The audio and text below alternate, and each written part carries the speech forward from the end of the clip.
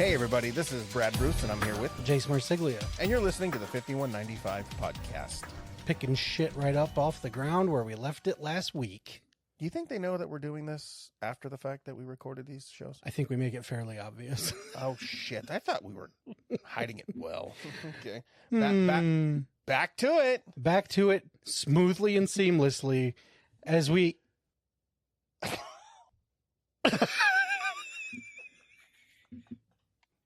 She'd seen none of them. So I was like, we're doing Indiana Jones. So we went through all 5 of those. And then it was like... No, there's only 3 of them. I was going to say, like a mercy killing. There's only 3 of these fucking movies, man. Dial of Destiny. Well, I felt like... I know, I'm sorry, but I have to say this. Like, I feel like I love the ending of Dial of Destiny. Yes. The beginning of the King of the Crystal Skull is kind of fun, but the ending, for sure. The ending's kind of Yes. And I guess the beginning of Dial's kind of cool. With the Why didn't you like shit. it? The de-aging and the... I thought it was fun. The whole movie, you liked it? I did. We enjoyed it. We went together and it was just like, you know what?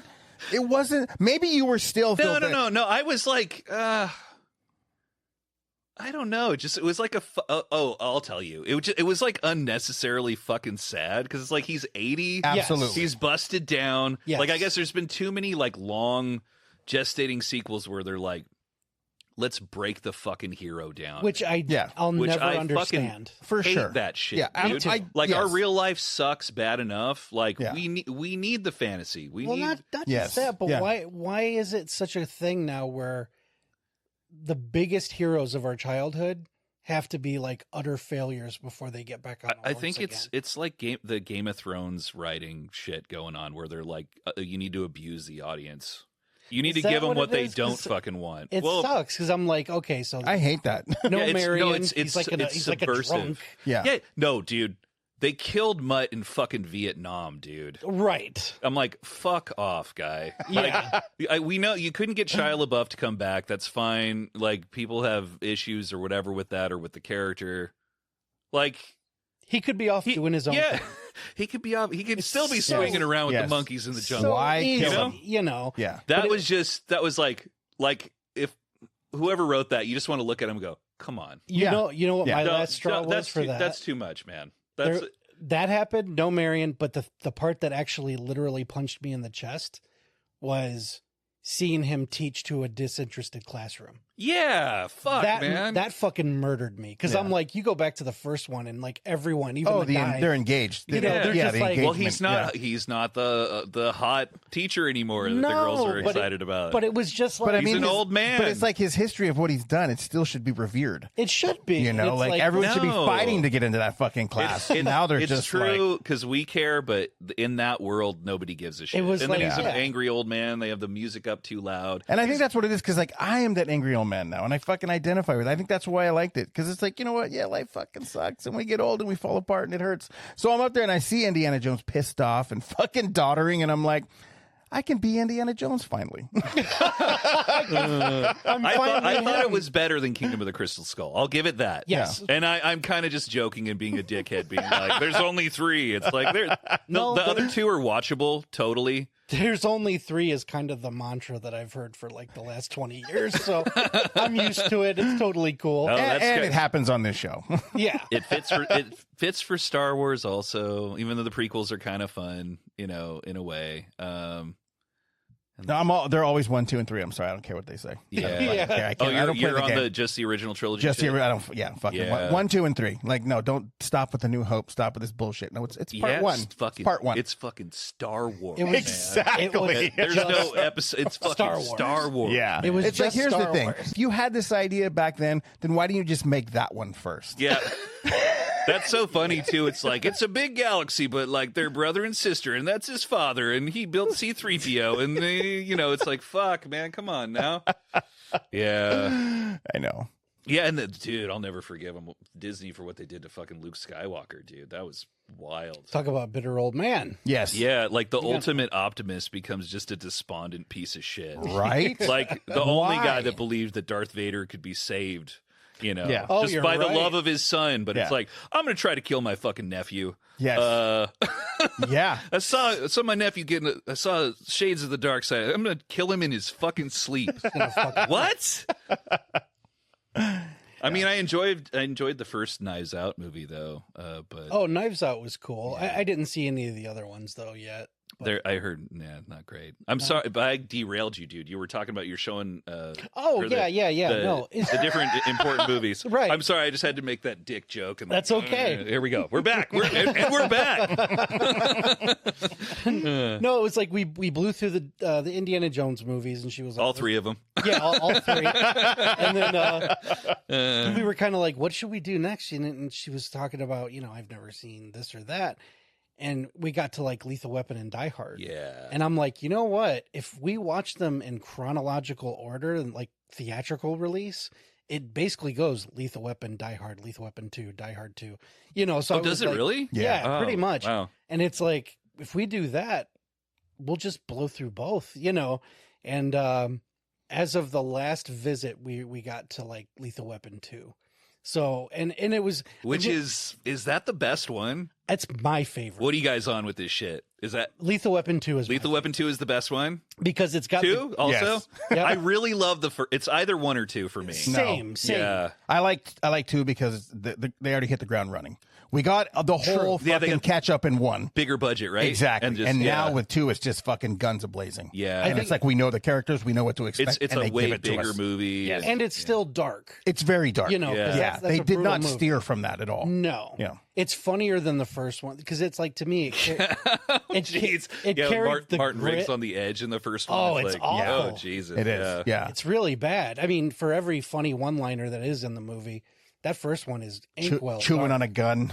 I know. I like yeah. how dark it is, Yeah. though. We're just being Yeah. tortured, Yeah. Yeah. But it's Well, like, then it was like, holy shit, that's crazy. And now it's like, I relate. Yeah, going back to what you were saying about like talking about mental health issues and all that, I think that movie, like, I mean, I love that it goes so far with everything. absolutely. It does. And I think that was some bold shit to do back in the Oh, day. for sure. And it's actually one of the things I love about that character. Well, that's what's crazy is like, you would never see Rambo or Indiana Jones or any of the, the big action stars of that time weeping into Suffering. Yeah. a dead putting wife's fucking gun in his picture mouth and and- shit. Exactly. Yeah, it was man. just Yeah. that was like, oh man, this guy's fucked up. Well, like, This have is you ever seen terrible. the fucking, like, it's in the director's cut. I'm doing air quotes right now, but it's like a deleted scene, but when Riggs goes to the fucking with his school shooter. Yes, Fuck, that's a kill your darling scene because that scene's so good. absolutely. But it's gotta go because his introduction with like Anthony Kiedis' dad and shit with the Christmas trees, the drug Yeah. deal, like that's arguably like it serves the story better in the flow of the movie, Right. But yeah, he doesn't give a fuck about getting No. shot. He just walks right out there and fucking shoots that Yeah. guy. I Just just- dumps some mag in him, dude. Yeah, It does. It's fucking so great. fucking and then just cool. walks away. That guy's like, "You're a crazy son of a bitch, Yeah, I but you're good." but you're good. Yeah. He's just kind of like, whatever. Yeah, he just doesn't like- give a shit. Fuck Completely He's like disappointed he dismissive. didn't die. Yeah. You got to take a shot at me, or do you only shoot kids? asshole? Yes. I was just like, this motherfucker. Yes, dude. Absolutely. Fuck yeah. But I guess I remember Donner saying something like, if I did that, we'd have 2 instances showing how crazy he is back to back. And I'm like, It's true. fucking, Yeah. I like that it's there. Yeah. You know what I mean? Yeah. Because, I mean, 3, technically, if you get to the jumper. Mm-hmm. Oh, it's yeah. like, he's just going to Yeah. cuff myself to this guy and then jump off. Oh. When he scares the shit out of the suicidal guy. Exactly. Yeah. Like, get me I'm crazy, but get me away from the crazy guy. That's the best, too. It was just one of those deals where I just remember the first time I saw it, I'm like, well, this is going to be a short fucking movie. Right? Because I'm just like, he jumped and it's like, it didn't even, I'm so engrossed in what's going on that I'm Yeah. like, Yeah. it's Yeah. like, it doesn't even occur to you that the movie's been on like 23 minutes, you know? Uh-huh. But it Let's was, go, asshole. Let's do it. I know, I'm like, it's such a rad shot just It seeing is. them both, you know? Well, like Murtaugh's face, Danny Glover's face, just going like, "Oh fuck, I know. this guy's gonna get me killed, man." Yeah, and then that interaction, that's kind of what starts their friendship. Is he's like, "Oh shit, this guy, he's like, Oh, you're not yeah. trying psycho pinching, you really are crazy." It's so funny. How often when I'm out here do I just bust Danny Glover? I mean, it's fucking 30 times a day. Oh, really? easily. Oh, Yeah. really? for sure. Shit. Yeah, like it will. I'll be passing him in the room or something. You know, we'll be walking around, and all of a sudden I'll just be like, "You gotta will it to me, Riggs. Will it to me, Riggs. Hey, Riggs! I'm too old for this shit. Listen, you're not trying to draw a psycho pinch. You really are crazy. I do it all the fucking time, All man. the time. Oh, that's great. It's just funny because, yeah, I don't know. My Danny Glover's not too bad. No, it's good. You think I'm going to eat the world's worst Christmas dinner by myself? You're crazy. You're crazy. So then, what do you think about if they make that new one? Because they still keep. I will say beating that this. drum. I'll believe it when I see it. I will say this. There are 4 Lethal Weapon movies. Yeah. There are 3 Die Hard movies for me. Yeah. I can't. This is fucked up because, you know, like, he just looks like Homer Simpson, man. He does. I feel like I really want. I mean, it's too late now, but in a some alternate universe, like, I would have loved to see Bruce Willis as fucking Homer Simpson, dude. Like, a live action. That would have been well. That would have been amazing. With the deep fakes now, we could probably see that Yeah. at some point. You know, But the minute they turn their head, you're like, "Ooh, what's going Wait, on? what It doesn't happened look there? like that person anymore. Weird." Like, shifts around and shit. it does Yeah. totally. Poor Bruce. I know. No, I have a blast with that shit, dude. And it's fun, like you said, with your daughter and stuff, being able to vicariously relive these awesome moments with someone who's never seen this shit. Oh yeah, well, You know what I mean? She's seen all those fucking movies, man. Absolutely. She's all Lethal Weapon movies. Yeah, all three of the Die Hard movies. Yeah. How do we feel about Die Hard 2? You know what? I used to have a very love-hate relationship with that movie because I'm like, I hate everyone in that movie except for John. Because I'm like, even the airport security, you know, Dennis Franz, I'm like, just shoot everybody. Just fucking shoot everybody. But when I rewatched it with my son, because I'm doing the same thing with him, you know, but he opted, he was so enthralled with Die Hard 1 Yeah, that I was like, do you want to do the Lethal Weapons too? And he just goes, I kind of just want to blow through the Die Hards now. And I'm like, cool, whatever. And when I revisited the second one with him, you know, because I was kind of like, yeah, we got to watch the second one to get to the third, which is awesome. You know, I'm sitting here watching it and something occurred to me. I was like, this is the darkest Die Hard movie. I'm like, the terrorists literally. What makes you say that? Oh yeah, dude. Just- I was just- gonna say when they crashed that fucking They plane level with a the passengers. 747 Yeah, with Oh well, bids yeah. on it Okay, and I thought shit. there was. Yeah, for sure. But it was one of those deals where it's like Hans, you know, we talked about this on our villain episode. Right. Hans and Simon are soldiers and they're a little more composed and they're a little more even tempered. This fucking guy was like, hey, if you don't comply, I will kill an entire plane of people and not even blink.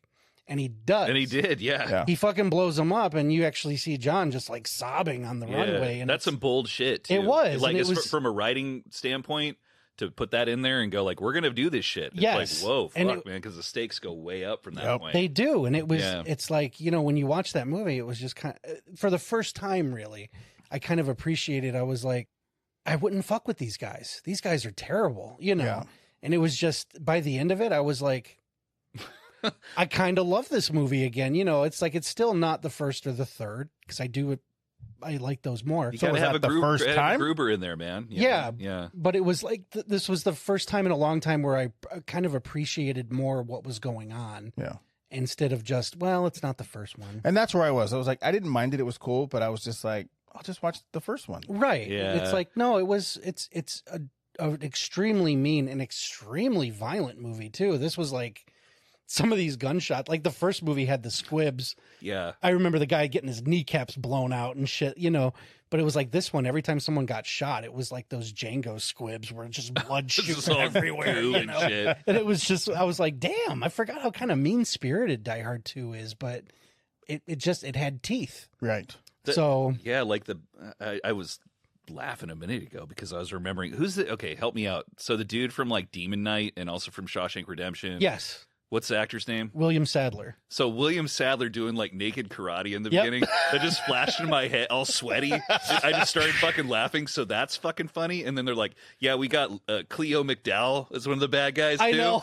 And then we got this motherfucker Franco Nero in this shit too, man. Franco Nero. Which is pretty sweet, dude. That's pretty Very sweet that he's sweet. in that movie. Like all of this is for him. Yeah. You know, yeah, it's true. to Yeah. extradite this dictator, you know. Yes. And then it's like you look at some of the henchmen and I'm like, is that fucking Robert Patrick? Yeah. And I'm like, the fucking T-1000 is in it before he's T-1000? Right. What the fuck? That's cool. You know? And then who was the, like the manager of the airport was like that. Fred Thompson. Fred Thompson. Who He ran for president at one point, right? He did, but Yeah. he was governor of like, what was it? Like fucking Kansas or Arkansas or something. I forget. But he was like a governor, and it was like my kids, just to show the generational gap. My daughter's watched it and she goes, "That's the sheriff from Sinister, isn't it?" And I said, "Yep." I go, "That's right. He is." There in he Sinister." is. They got another kid going, "Isn't he the cop from Baby's Day Out?" You are correct. You are also I'm correct. like, I knew him just from Die Hard 2 back in my day, and I guess he was a senator or Yeah. governor. But yeah, it was just funny how my kids are getting that brain that we all have now. Yeah, recognizing They're people. connecting wires and shit and just kind of going, "I know that fucking guy," you know. And I'm like, "Yes, you do." Or a voice. Yeah, I always like when I tell my daughter, "Oh, that guy did that voice," or whatever. She goes, Yes. "Oh yeah, I can hear it. Cool." Yep, Yeah. I do the same. Yeah, I do the same thing. It's pretty funny. See, that's crazy. That's something I didn't have. Is Someone to guide you that through that. connection? No, with my kids. Oh, with, for with sure. Film, like it's not that they didn't care, honestly. And the reason why they didn't care is because they had to live it for so many years. Sure. You know what I mean? Of being on set and like seeing all these people. The last thing they wanted to do was go to the movies or watch a movie, which I thought was fucking hilarious, you know, because I mean, I have pictures of them with tons of people and they got to hang out with really cool people, you know. It's one of those things where I think when they're older, and even if I'm not here, then they'll really appreciate, you know, it's like them loving like the Karate Kid series and me being able to bring Martin Cove to my house, Cool. you know, and hang out and shoot a scene, you know, at my house. And like, it'll come. And I think it's starting to come, you know, especially for my daughter. 100%, because your daughter and I were having a talk just a couple nights ago, and I'm like, and I even told her, because you guys were having conversations, you know, and it was just kind of a big, Yeah, it was a lot going on. everyone was kind of cross conversing, but Yeah. she was sitting here, and I was like, she was talking about wanting to get into like the big horror franchises, Right. Because she's obsessed with Scream, Mm. and she goes, "Well, now I kind of want to go back and see all the ones that inspired Scream," and I was like, "I can 100% walk you through it," because it's like even from Michigan, I could send her a poster image and be like, "There's your next one. Here's your homework," you know. But I was like, check with your dad first, though, and it wasn't like, "Are you old enough?" Obviously, she's a grown woman, but Yeah. it was like, I don't want to take that from you. No, I mean, You know what I Oh, mean? that's really cool, man. Because it's just it's one of those deals where if it's something you're wanting to do, fucking cool, you know Yeah. what I mean? But I'm like, check with him first. no, I don't care. Go ahead. Okay. what a nice, considerate guy, though. No, Shit, absolutely, Man. A lot yeah. of people wouldn't even register that. But no, Yeah. it's just dad to dad. But see, and that's the you thing know? is like, But you hey, know man, what? not everybody looks out like that. That's No, good. You give not at yourself all. Credit for that shit. Absolutely. But Yeah. it's like, and then from my take is like, I think it's something really cool that my friend and my partner is like, you know, willing to do that with my kid. I think that's fucking rad. That's rad too. You know what I I mean? mean, it's 'Cause, like, it's like an honor, you know. Absolutely, yeah, and I think that's really fucking cool. Yeah. Because she does come in, you know, from time to time, and she's just like, she's really excited. She's getting to the point now where she does like going to the conventions, Yeah. and meeting the people and stuff, and she's really fucking pumped, you know, and excited for that shit. And I think it's fucking cool because they were forced when they were kids, Sure. you know, and they had to be there, and they were just like, I would rather be doing anything but this. It's still fucking cool, though. No, it is cool, Yeah. Oh, it's yeah, but rad it's as just fuck. like, Is Yeah. it just like a kind of an oversaturation of it, or well, yeah, because it was like overexposure? it was definitely overexposure because, you know, like I said, it wasn't just going to the movies and going to the conventions. It was like it was in their house, and it was like we owned a studio, and it was like everything was film. Yeah. You know what I mean? Like it consumed my entire life, and therefore by proxy them as well because of it. And they were just kind of like, But they have the distance now. now they have the distance, You yeah. know. And it's like, you know, and I've kind of, you know, I've cultivated a different path, Sure. you know, in the industry. So I'm not as immersed, and I like that. And that's, I can be really choosy about what I do. Right. And I personally just over the last summer had my first real taste of that, where my son had his first convention in Detroit. He got to meet Bruce Campbell and Felissa Rose, and then a couple other people, because he was only there one day, but I think he met like Danny Pintaro. And when we watched Sleepaway Camp last summer, it was the first time that he kind of went, "Is that the one who was in your movie, Dad?" And I just kind of was like, "Yes." And I go, "You met her?" And he goes, "Really?" And I pull out the photo and I show him, the big group photo we did. Yeah. And it was like the first time he was kind of beaming, like, "Wow, Yeah. my dad knows cool people." And I was like, that's awesome, bud. Because Maddie's been doing it too. And it's like, even my first convention ever, first one ever, was a big Night of the Living Dead reunion.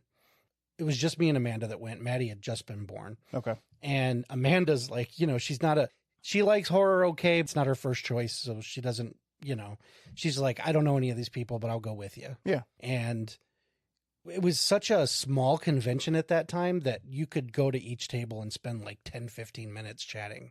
So we got to know most of the cast of Night of the Living Dead, if not. Oh, that's cool. And it was when we got to a point where we got to Russ Striner. Okay. Johnny. Mm-hmm. And he's signing an autograph for us. He goes, We were talking about the OG. The OG, Okay, yeah. cool. And he was like, I just really, and I get this a lot, especially from the older people. I'm so glad that the younger crowd is rediscovering it. Embraced it's it. surviving Yeah. generation to generation. And he goes, "What did you think of it?" Talking to my wife, and she goes, "I've never seen it." And he literally just throws the pen down like, "Well, fuck." Just joking around, But he goes, "I'm going to make a deal with you." He goes, "Are you coming all weekend?" And she was like, "Yeah." And he goes, "You go and watch that movie tonight. I will give you a free autograph tomorrow, as long as you could tell me your thoughts on it. We'll talk about it." And he goes, "I'll give you a free autograph." So she's like, "Okay." So we go home and I'm like, "We're going to do him one better. I'm going to take a photo of you watching it with his scene." And I'm like, "We're going to print it on an 8x10 and you'll sign it and you guys trade." Just to be goofy about it. Yeah. And when we did that the next day, he was like, "This is the funniest fucking thing anyone's ever great. done." So there's this big picture of both of them holding each other's respective autographs. That's so cool. cool. And That's it's so rad cool. as fuck. But it was just one of those deals where she got to retroactively appreciate what they did after meeting and talking to them and becoming friendly with these people. Right. And then go home and be like, "Wow, Yeah. there they are. This is them. This is why they're famous," And it's like, that was a cool experience, because that's not something I do. Usually when I go to these cons, I know everybody. Oh, you're already versed. I'm already well-versed, Yeah. So I've never had that experience where I was kind of like, I got to meet someone and had no idea. Yeah. And that's kind of what your kids are doing now. It's like, "Oh, this guy was in my house. This guy held me when I was a baby," stuff Right. like that. And it's just fucking rad, you Yeah. know? But yeah, I like those experiences. Okay, so I have a question for both you guys then. Yeah. What's up?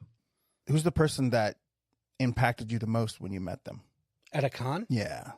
I've got two, but I've said them before, so you go first. Man.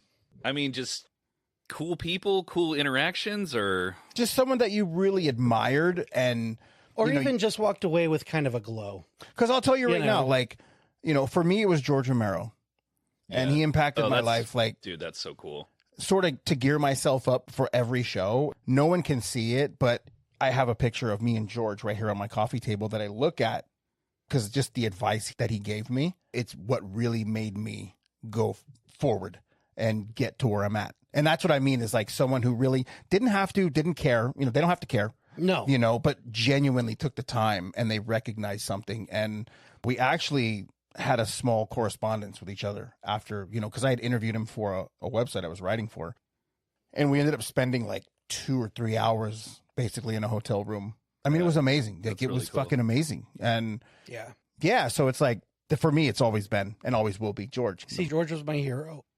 Don't cry. He's No, okay. I'm okay. George, It sounded that way. How you're like, It oh did. shit. I was like, fuck yeah, I got you it. know what? Thanks, Barbara Walters. I got him on the mic. George was obviously my hero. He's Podcast awards, here we come. Going to the top, baby. I can't wait to get one. No, he's the reason I'm sitting here. Mhm. You know, George and Creepshow were my switch being Yeah. flipped.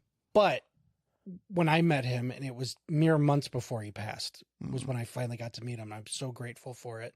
But it was a long line, and they wanted people to move along. So I only got a brief moment with him, and he did impart small wisdom to me. You know, basically, when I told him I was a writer and that Creepshow inspired me to get into horror, he just basically said, you know, that's amazing. Congratulations. And I'm sorry. And I said, why are you sorry? And he just kind of goes, because it's a tough biz, kid. And he goes, you'll be okay. I could tell you're going to be just fine. And that was it. And it was, obviously I'll cherish that. Yeah. That's cool. But that's why he's not of the two that I'm going to mention, because it was an amazing experience, but it was a very brief one. Okay. And it was I did walk away with a glow, obviously, but the two others were a little more significant. So you go ahead, or do you have one of those? I don't know, as far as like influencing me in any direction. Like kind of, I mean, it's funny. I've done a lot of this shit, so it's like, sure, you kind of forget different. I mean, I'm like, later I'll be like, oh yeah, I forgot about that shit. Sure. Mark Hamill was really cool when I met him back in 2004. No kidding. That was before you know, all the Star Wars shit. He got, you know, pulled back into the Disney Star Wars and all that, but he was doing like, hey, he was the Joker. He's my favorite. He's that my is- joke. Yeah. Everybody was in line. So he had signed a contract at the time to only sign Star Wars shit with this specific company. This was a free signing at San Diego Comic-Con. Wow. There were people in line with Star Wars shit. Clearly they didn't get the memo, but they were like pissy about it, going like, he's not going to sign Luke Skywalker shit. And they were like, had a bad attitude about it. Oh, yeah. I had printed out, I had made my own 8x10 animated Joker fucking, Nice. you know, for him to sign. I didn't give a shit about. I was like, I'm good on this Star Wars shit. I follow the rules, right? Sure. So when I got to him, I was like, you're the best Joker, dude. And he genuinely appreciated it. It was really nice. Yeah. And I got a picture with him and all that. And yeah, I was like totally like feeling amazing after I met him. And he was super nice and cool and everything.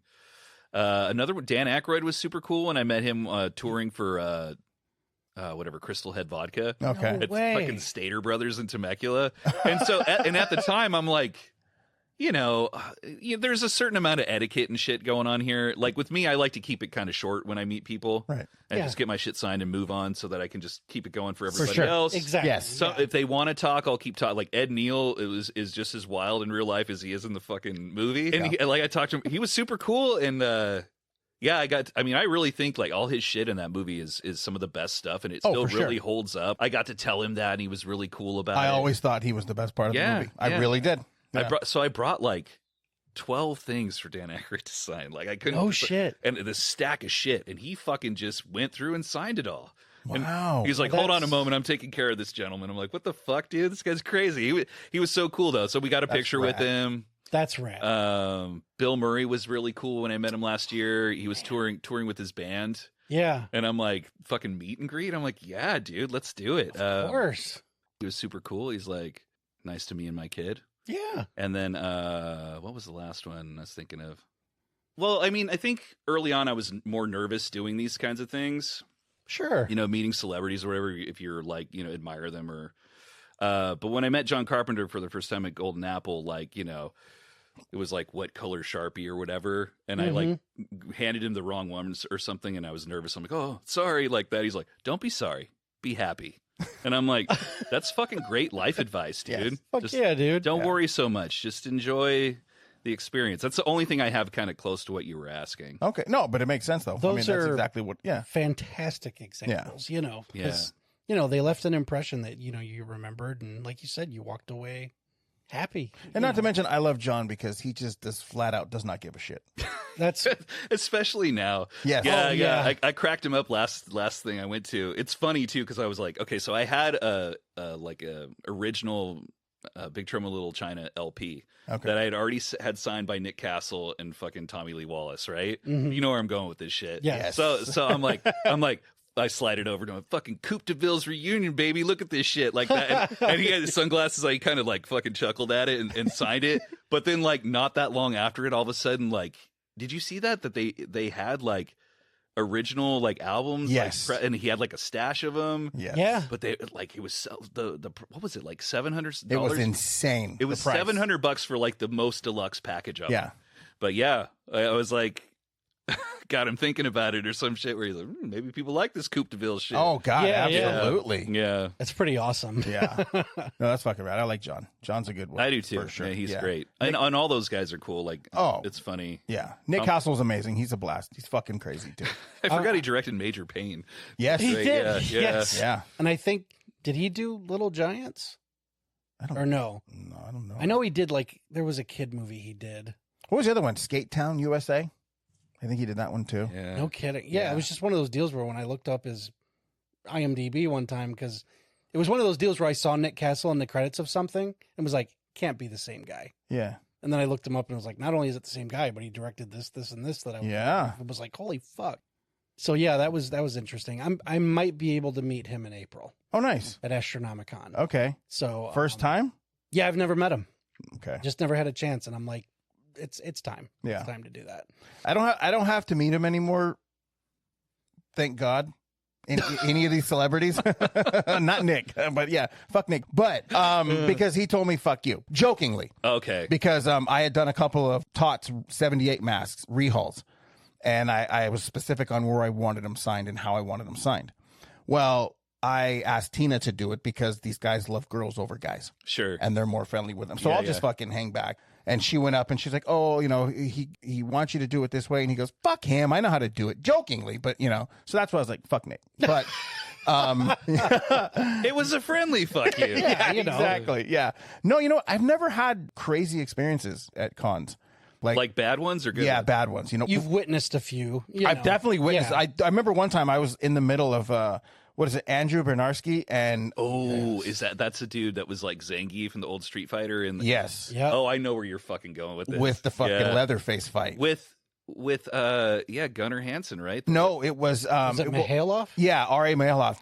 They were he and Gunnar Hansen weren't cool or something. not right? at well, no, Yeah. because he said a bunch of shit when Yeah, Gunnar yeah, passed. yeah. But Fuck, no, man, we it's like were you're in there, a remake. Come on. dude. I mean, if it wasn't for Gunnar, Yeah. Well, yeah. Well, yeah, fuck the guy who blazed the trail that you're walking on. exactly. the guy who created the character But that you're we playing. watched them almost get into a fucking fist fight, and Andrew was like a fucking loose cannon. Anyway, the dude was fucking nuts. I think. Oh boy, we're gonna get beat up at a con or something. But I think still, yeah. Yes. Still, Oh, absolutely. No, that's fine. I welcome it. I don't care. Yeah. Like, honestly, I mean, good press, bad press. sure. All right. But RA's an awesome dude. I like love- that attitude, man. I love RA. RA's the shit. I've Like, heard nothing but good things. he's, about he's badass.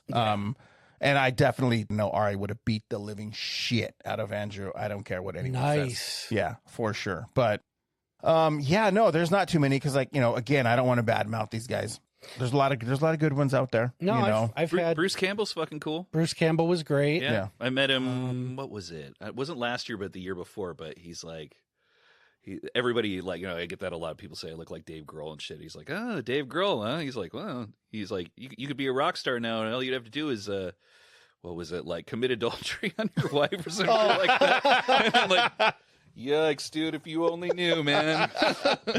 One of the cool Bruceisms we got. It was actually my brother Josh. We paid for the autograph and the meet and greet, but we did the photo op, and me and my family got one with them, and then we stepped off, and then Josh was next, and we waited for Josh, and Bruce goes, he puts an arm around him, and he goes, "We are the coolest guys in this room." And then they take a picture and he goes, "Until the next family, get out of here." And it was so fucking funny, dude. It was just like, yeah, that's classic Bruce right there. But no, even the ones who have been like notoriously, bashed on the internet, I've had good experiences with. The only one that was kind of off, I suppose, would be, and rest in peace, Tom Noonan.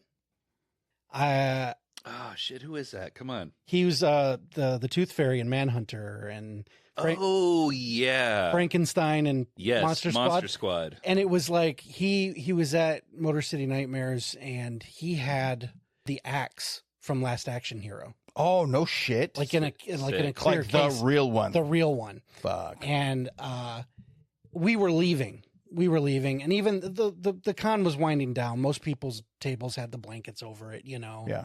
And he looked like he was getting ready to go.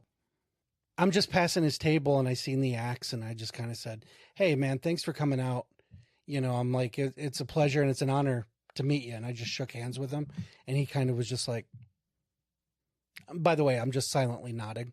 And that's it. And it was just kind of like for you people at home. Yeah. For those at home, shit, we're doing a show. Yeah, A radio show. Right. So he just. I thought I was started thinking I was listening to it. It was just so funny because it was he didn't respond, he didn't say anything, he just kind of silently nodded. Oh wow. And I was like, well, see you later. Yeah, fucking that's crazy. Big Well, gulps, fuck you too, man. So I mean, he wasn't rude or anything, but it was just kind of. I remember walking away going, "Well, that was nice." I got to meet Tom Noonan, sort of. Well, it sucks because I do have one, but I can't say what it is. Was it the photos? No photos. No. It was. Okay, that's a different no. one. It was just. Again, I don't know why this guy goes if he doesn't like being there. Sure. And it's just like if you're There's people who had cranky, just some stay bad- home. Stay home. You got to tell me after, I will definitely tell. and you. I will tell my story I mentioned earlier. Okay, yeah, after. but well, But no, as far as mine, it was. And I've mentioned them in other episodes, but Tiffany Shepis, she was a big one, and she. two big ones. Yes. Yes. Also, Won't hear again, that you either. couldn't see that at home, but there was some miming and hand gestures going on. She was talking about how smart. Right, But left no, and right hemisphere of the brain. Exactly. Using them both. I had just kind of started writing columns for a magazine, and I was doing sort of like quick bio love letter type things to actresses. This was a female centric horror magazine. Oh, cool. Okay. That I was like the token guy on the group. And I was like, what if I just, every issue or whatever, I do like a tribute to a certain actress and, the impact they made. And Shepis had read mine, and so had Debbie Rashawn. And both of them were side by side at the same table, at this con. And when I met Tiffany and she seen who I was, she jumped up and ran around and gave me a huge hug and was just like, that was the coolest article anyone's ever written about me. And she just gushed, and it was like the coolest thing. And then hearing that, Debbie was like, "You're the Jace? You're Jace?" And I'm like, "Yeah." And it was just suddenly I've got Tiffany Shepis and Debbie Rashawn hugging me. And I'm like, amazing moment, and both of them were just super grateful and super gracious about the whole thing. So that was a big one. And then obviously, ad nauseum on this show, I've talked about Dana DeLorenzo and what we shared because she pulled me. That's the Evil Dead series, Evil right? Dead. Okay. Yeah. And because she's Kelly Maxwell. Sure, yeah. And she had sent me basically like I was going to do an article on her, and I had, but I had told her that I was an aspiring screenwriter and just kind of told her, this is how I'm making my bones right now and just trying to do this or that. And long story short, I was losing my house at the time and I was kind of by myself. And then this super encouraging tweet came through. It was back when I was on Twitter. She just messaged me about how you're going to be the shit. Can't wait to see you fly, do all this. It was just one of those things where at my lowest point, Somebody stepped in to pick you up. she gave me That's great. that random text. And then years down the line, I got to meet her at Astronomicon and I brought it up to her. I was like, hey, you kind of hit me at a pretty downward spiral. And she remembered it and cried at the table, and it was like, oh, I'm like, I'm so sorry. And she's like, no, this is amazing. She goes, I always wondered about you. And her handler was kind of like, and she goes, like Dana looks at her and goes, no, we are having a moment and we're going to have a moment. You know what I mean? I was just like, okay, cool. And she's actually remembered me. I've met her several times since then. And, because of the last name, she's always calling me her paisan, stuff like that. That's cool. So it's one of those deals where, again, just a small moment turned into kind of a semi-friendship or at least a con friendship. Do you know what I mean? Yeah, but I mean, she went pretty far. I mean, she did definitely wish us a happy 100th. She did. Yes, she did hook us up with that. Yeah. She's kept tabs on me. You know what I mean? I mean, her and Tina had a nice moment. Yep. They were chatting. Yeah. Yeah. that's and cool. it would be a cool full circle moment to get her on the show. Absolutely. One day. Yeah. But absolutely. yeah, those two experiences were kind of the ones that I walked away from sort of with a newfound recharge Yeah. Oh, that's cool. to keep forging forward, you know. Yeah, I don't really do autographs anymore. You know, it's like I feel like I kind of hit my ceiling of like who I wanted. I feel like I have them. I kind of Sure. feel like that too at this point. Yeah. Yeah, I don't know. Now I fucking spend all my money on physical media and dumb shit I don't need.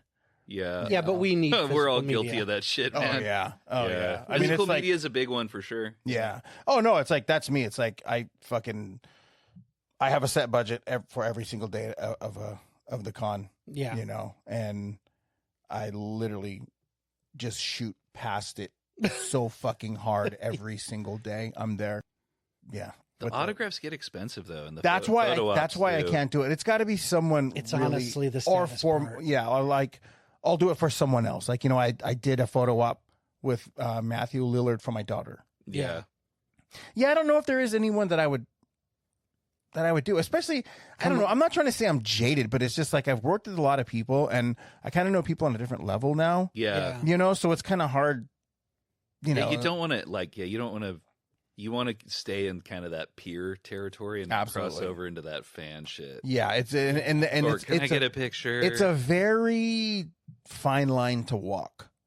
Sure. You know you what I just mean? treat them like people, and you don't expect anything from Yeah. them. Yeah, Yeah. you know, Mhm. Yeah. Or like me, they just act like you don't give a fuck because you don't. and that too, because you know them as people. So it's Yeah.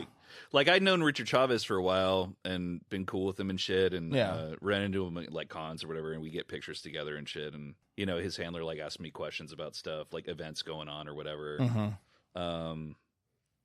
But yeah, he did like a con in San Diego at the Del Mar Fairgrounds, and I went out there to. I knew he was going to be there, but Kevin Eastman, Oh, sure. you know, and I got a picture with Kevin. Like That's like, pretty rad, autograph though. and shit. And Yeah. it was super cool. First time I met Kevin was like in the early 2000s, and that's when he was married to like Julie Strain, and Oh, wow. like yeah. he was a totally different dude. And Yeah. then he became like a total family guy and shit. And Yeah. fucking like I mean, completely different image and everything, just like wild. Yeah, his party boy sure. days are behind Yeah, him, it was. you know. So I first time I met him, he was totally in his party boy days. Yep. Yeah.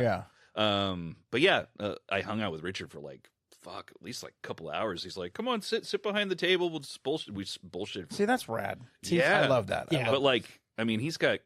So the guy that runs this guy Ethan Dettenmeyer, who used to work for Warner Brothers, like he does this like combat radio Christmas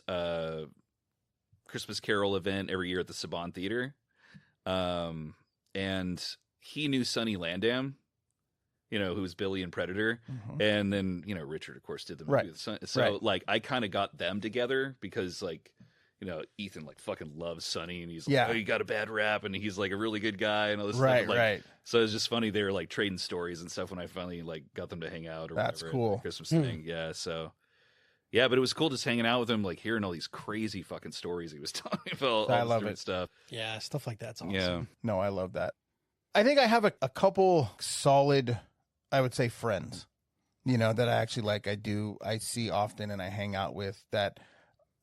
We're such like good friends now that I kind of forget that they're famous now. yeah, Sure. You know, now it's just like, they're people. And one that I've been friends with forever, he actually does the music for our show, Yeah. Harry Manfredini.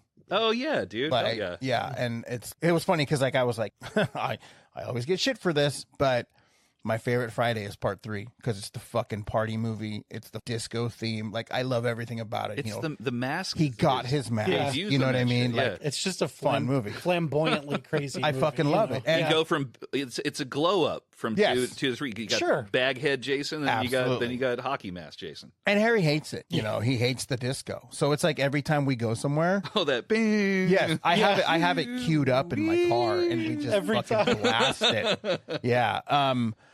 But I was son like of a looking into bitch. getting it as the theme for our show. Mm-hmm. He's like, I can do you one better. He gave me a demo outtake, like an early cut of it that he owns. Oh, it's cool. So yeah, our theme is literally like an outtake of Friday the 13th Part 3. And you can hear it. You Yes. know, you hear it once you know what it is, you're like, this is the same theme, it's just not the disco version. Yes. This is Yeah. this would have been Yeah. more in tune with the other Fridays. you Yep. know? Oh, Yeah. okay. So It's really cool. You know, it's and really cool. it's a badge of honor for us. You Yeah, know? well, no, absolutely. dude, that's You know. that's cool as shit.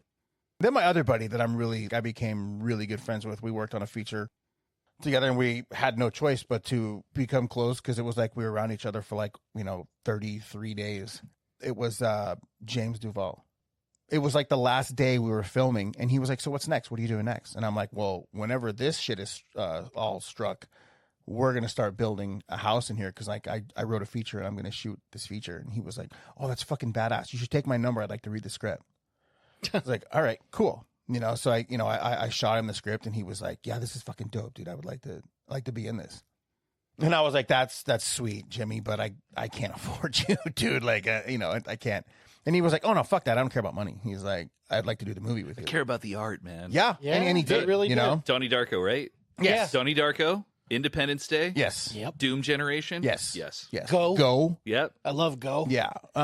He's just such a fucking rad dude, like, Sure. Super nice guy. yeah, he's such a fucking rad guy. And, And yeah, dude, like- enthusiastic. oh no. So, yeah, I mean, you could tell he still loves this shit. So oh God, absolutely. We rehearsed for a few months, and he would come from Hollywood up to here, and we would just go like crazy, just rehearsing. And yeah, dude, I was super stoked. You know what I mean? That like he dug it, and he wanted to be in it. And he told me, he's like, man, he's like, whatever you do, then I'm down. Like I love the energy that you bring. Like, so I was like super honored, and like I said, we became like really good friends. And so we hang out a lot now. And it's funny because we went, me and Tina and him went to coffee one day, and we're just like talking, and I look over and I see this girl kind of like sneaking her phone and taking pictures of him. And I'm just like, what the fuck are you doing? I nudged like Tina. I was like, what the fuck is she doing? And then she was just kind of like, dude, she's like, it's fucking, she sees like Frank the Bunny, dude. Yeah. Like, Yeah. I was like, you're right. Fucking so stupid. Like, I get it. But yeah, I mean, it's like, it's weird. This business has afforded me like really fucking cool things, and it's also like cost me like really crazy things. Mm-hmm. And Oh, yeah. Oh, geez. Go ahead. Sorry. No. That was, I mean, that's, Ryan Coogler was talking about Sinners, about how like that movie's kind of about how things cost you, and I guess like, I forget where he's from, but he had to like move away. Basically, he had to move out to LA or whatever, and all that stuff. And it's like, yeah, I mean, anything that you pursue that you love, it always costs you something. yes. That's impossible to get around, no matter what you get into. It's extremely impossible. And Yeah. here's the thing too, it's like, and maybe I'm also selfishly, I think this is a fucking terrible thing to say, but I'll be honest with you. I'm excited. I'm going to fucking say it. I would do it again in a heartbeat. Yeah, dude. Everything that it cost me, Mm-hmm. all of the risk and the chance, Sure. I would do it again in a heartbeat. Yeah. Because it's just like the experiences that I've had, they're irreplaceable. I mean, it's like I literally got to work with all of my heroes, like people that I would go to the movies watching. Like I grew up to be able to work with them, and then even call some of them my friends. Yeah, it's cool. It's a fucking really weird. You can't change shit anyway. No, not at all. No. You better like it. Well, the shit Oh, you went through to get absolutely. here. Because there isn't shit you can do about it Nope. at this point. So, yeah. Yeah, and like I said, I do. I love it. Like I was telling him, I was like, I have a lot of friends that they gave up everything to do this shit. And it's scary, for sure. It's definitely scary, but I mean, that's what makes it worth it, I think, is that fear and the excitement. But, yeah. How was your everything come out? Good? Yeah. Yeah? I'd been holding it since the Indiana Jones conversation. So for old man bladder, Yeah. that's pretty good. That is. That's a, you know what? Yeah. I think I'm ready for my Ozempic commercial. It's like a goddamn Lifetime Achievement Award. I feel rejuvenated. Wow. Awesome. I must have just stepped out of the cocoon. Anyway, sorry. We did say I was going to look like Wilford Brimley yesterday. No, you said that. Well, yeah, I mean, I didn't say I thought that. we agreed, Because we saw some fucking post where it was like Wilford Brimley and Paul Rudd were next to each other. Ryan Reynolds. Oh, Ryan. Okay. What was the age? 49. 49. They were both 49. And Ryan Reynolds looks like Ryan Reynolds at 49, and Wilford Brimley looked like that in Cocoon. Yeah. At But 49. also, I mean, like the skin products they have now, and Oh, yeah. all the different. Well, things you they know, can do. all the personal trainers and All that. dietitians. Yeah, Yeah. Brimley just wanted his fucking Quaker Oats. yeah. Quaker Oats, no Botox either for. Not at all. No way. So I can't afford any of those things, so I will definitely be Brimley. Who? Brimley. Are you sure that's his name? Brimley. Do I hit it or not? No, because I'm just kind of doing a thing. Okay, you're playing. I'm doing a thing with my Okay. I'm talking through the big mustache that You're I lucky. don't have. You're lucky I didn't It's hit it. not Fuchs. It's not. It's not Fuchs. I hear funny sounds. I hear funny things out there. You let me back inside. Come on. Hey, that's not dog. Yeah, dude. You see that? That's not dog. Well, hey, speaking of dead actors, cemeteries, you do those too? Oh, Hollywood Forever. Yeah. Okay. I went up to is it Holy Cross Cemetery in Culver City? I think kind of like Nakatomi's over there too, kind of. Yes. But John Candy's got a great mausoleum there that's really nice. Okay. And then Bela Lugosi's buried there. Sharon Tate's buried there. Is it Jack Pierce, the Tin Man from? No, Jack Pierce is the makeup artist. Oh, I'm sorry. It's something Pierce. I forget the original 10 Man. Yeah, I don't remember. Damn. Oh well. Somebody take out their phone and Google that shit. Yeah. I think Bing Crosby's buried there. Really? Yeah. That's a cool one. Now it's a race. It's Jack something. Jack Haley. Jack Haley, yeah. Okay, so what we'll do? Where is Jack Pierce buried though? Here's the. That's a good question. Yeah. Here's the magic of podcast editing. Jack Haley, and go. Yes. Jack Haley is also buried there. He was. He was. The Tin That Man is the in the Tin Wizard Man. of Oz, right? That's correct. What? Shit. You are correct. Very Nice. good. Very good. I like that. That was a good pull. Yeah. Yeah, we did. I just took him for the first time Yeah, never been to Hollywood. to Hollywood. Oh, Hollywood Forever. It was That's my favorite. You got to get fucking into. beautiful. You got to get into the. Is it the? No, I'm forgetting what this thing's called. It's got a really strange name. Mm. We need this. We need this thing here. Okay. You got to look this up too. The name of the area in Hollywood Forever? Yeah, it's where like Roz Williams from Christian Death is interred, and then like, is it one of the creators of Superman? I know what you're talking about. Yeah, it's It is a weird name. Circularium or something like Yeah. that, or it's not Vivarium. It's crazy because we just. Columbarium. That's it. That's what it's called? Columbarium. Yeah. So you have to get somebody from security to go open that area Right. for you. Because you go through like a Really? weird door Yeah. and you go through like a But closet. Yeah, Like, you it's- walk in this shit and it looks like a fucking real life version of like Resident Evil 1. Like, Yes. Some fucking it like fountain and What? shit. It's weird, dude. It It's looks like fucking fucking weird. It's Resident Evil as fuck, Yeah. dude. Yeah. It's crazy. Because, yeah, you just walk up to a door and you Yeah. go in and you're in like a weird room. Yeah. And then you go through the room and then all of a sudden you're in this wild, like it's like all like wood. No Fuck it, shit. These glass columns with individual urns in them. But yeah, Lana Clarkson's in there too. Oh, no shit. Yeah, Lana Wow. Clarkson's in there, and then like, yeah, God, I'm so ashamed. I can't remember this dude's name from Superman, but is it Siegel? His wife Was it Don? Not Don Siegel. No. Who's Don Siegel? from the Eagles, man. He's Yeah, the that singer. guy. Don Oh, Henley. man. Don Don. Henley. Don Do I hit it Henley? now? You're leaving all this shit in too, man. Oh, no, I am. Are you really? This is too good. This is So- way too good. Superman, was he like part of the movie or the comics? The comics, the original creators is two guys. I can't. Art? No. It wasn't art. Superman That's creator. bad. Jerry Siegel and Joe Shuster. Ah, shit. Are you talking about the gangster? Look up 'Cause Hollywood. I know look he- up Hollywood Forever. Just put Hollywood Forever after that, and it'll say what. But he's got the coolest urn. It's like literally all the books he ever did. Oh, no shit. All the comics, yeah. And then his wife is, they're both cremated, but they're in the same area. Wow, that's rad. It says Jerry Siegel and his wife Joanne Siegel. That's it, Jerry Siegel. Okay. Yeah. Yep. The So- remains are located in the Chapel Columbarium. Yep. That name. I just remembered that shit. That's pretty wild that you remember. Wow. that. Yeah, it was like, it's such a weird thing. Yeah, so I wanted to see Roz Williams, so that's how I even got up in there. And then, that, did you ever Kettle Cadaver from Temecula and shit? Yes, of course. So Edwin Borsham's like kind of off the courtyard, like, to the side there. Right. Yeah, I mean, that's just, there's so many people out there. It's wild, It's dude. And they keep, crazy. like the David Lynch thing's super cool. Yeah. Mm-hmm. That one got me. Yeah. I'm not going to lie. Because I'm like a really big Lynch fan. Yeah, dude. You know, and like I was, lucky enough to have like some cool moments with him. Like I ran into him at Amoeba. Yeah, and it was just, I don't know, he was just such a fucking cool guy. And like Yeah. I totally just got what he was about. I A beautiful weirdo, man. Absolutely. Yeah. I love One of us. like his art. I love that. It was like, he was doing all of that for himself. That was all for him.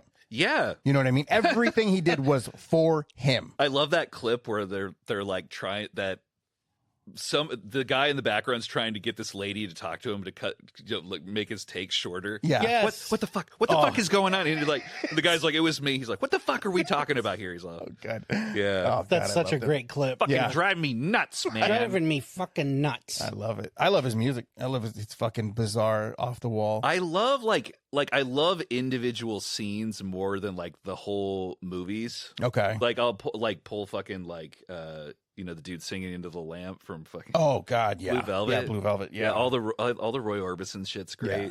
Even like in Mulholland Drive where the guy like just faints out from the dumpster, Oh God, yeah. That's so funny. I love that. A great jump scare though too. Yeah. Oh. Well, it is like horrifying, but the way he just like falls out, it's like great. He gets the vapors. yeah, Yes. he gets Yes. precisely. That's Well, precisely what happened. Even to that, I laugh at the cowboy. If you're gonna be a smart aleck, Yeah, I love it. Yeah, it's that very whole like scene is hilarious. But if you're gonna listen to me, you can ride along with me. Yeah. It's just one of those deals where I remember watching it for the first time, being like, I don't know what the fuck is going on, but this is hilarious. Yeah.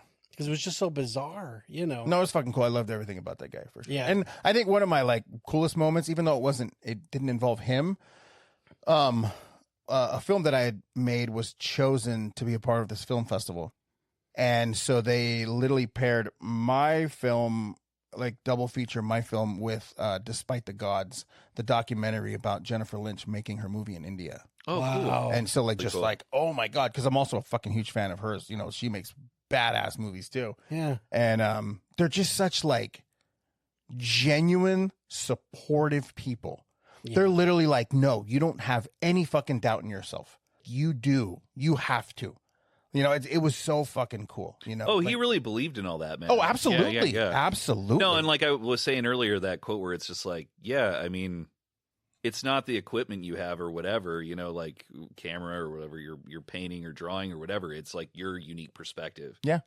Because anybody can pick up a camera. It's Absolutely. like, what do you do with But it? what you're seeing through Yeah, that what are lens. you focused on? What's your kind of like, what eye do you have for image or whatever? Yeah. Or storytelling or No. podcasting. Yeah. It's funny you say Roz Williams because we finally got to go see the new Museum of Death. Nice. It's nice Yeah. digs, huh? I love it, dude. What an upgrade, What a man. fucking, yeah, it's a glow up, dude. What big I time. loved the old place though. The magic Yeah. was definitely there Yeah. for sure. But I mean, this place is like, and I've had some great fucking memories at the old one. Same. Like some really cool shit that they allowed us to do that I won't say here just because out of sure, respect. sure. We all went as a film field trip. We took all the fucking crew and we went down and did the Museum of Death.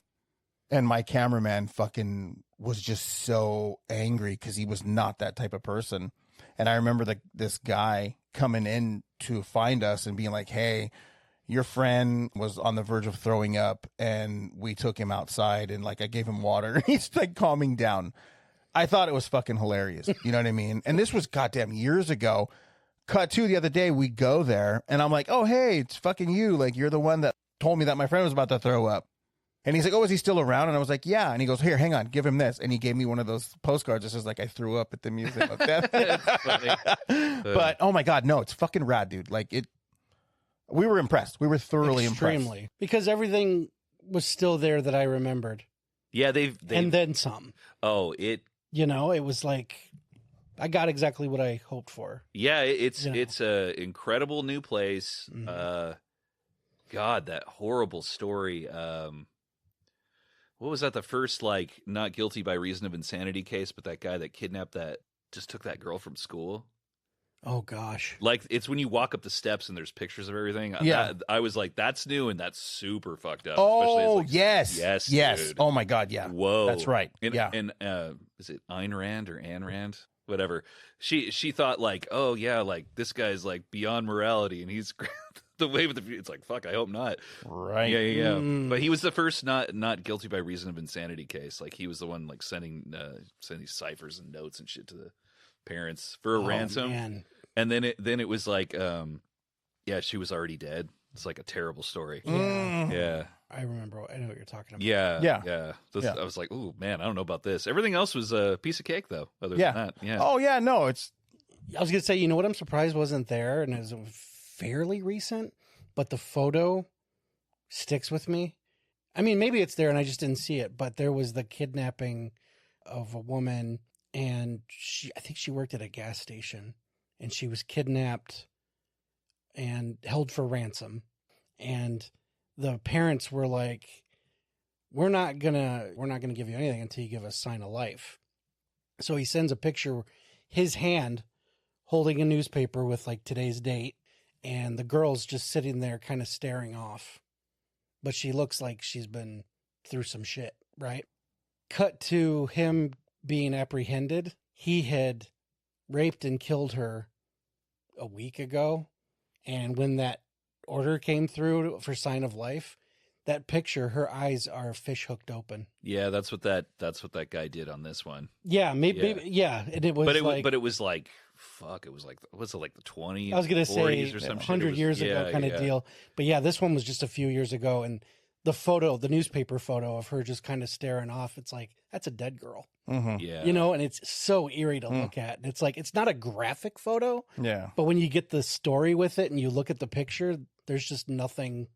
There's nothing there. Jeez, you know what I mean? That's fucking, yeah. I'd never even heard of that. No, it's creepy. You know, Jesus it's Christ. super creepy. And we'll stop it here, I guess. Last one? No, I'm just saying, we're recording, so Oh, okay. we're just doing something. I don't know what we're doing. So this even could be on the show. So Oh, so there we go. Great. You talk about random. Here's random. I'll tell you what. Tell me. Do you have a Ziploc bag? Maybe. Because to keep it fresh, we need to Oh. zip it up right here, right now, Right here. for next week Okay. with our good friend Cliff Hanger. Everyone from now on will be Cliffhanger. We're not even putting their name in. It's Cliffhanger. No, it's just Cliff Hanger. And then next week we'll find out what Cliff is doing. quote unquote Cliff is up to. All right. Good. I hope they come back. See you guys. Oh, yeah, that part.